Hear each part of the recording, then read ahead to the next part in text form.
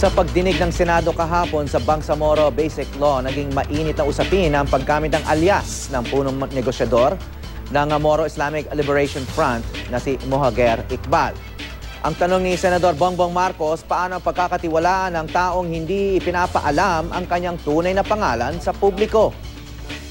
Sagot naman ni Senador Teopisto Gingono III, hindi nilalabag ng MILF ang batas sa paggamit ng alias dahil hindi sila sakop ng gobyerno. Humingi naman ng pangunawa si Iqbal. Anya, ang pagkakaroon ng alias ay hindi lang para mapangalagaan ang kanyang pamilya, kundi kung hindi pati na rin ang proseso ng usaping pangkapayapaan. Kanino po kayo natatakot at kanino po kayo takot kung bakit ayaw niyong ilahad ang inyong totoong pangalan? Sa militar po ba kayo natatakot? It's not a matter of fear.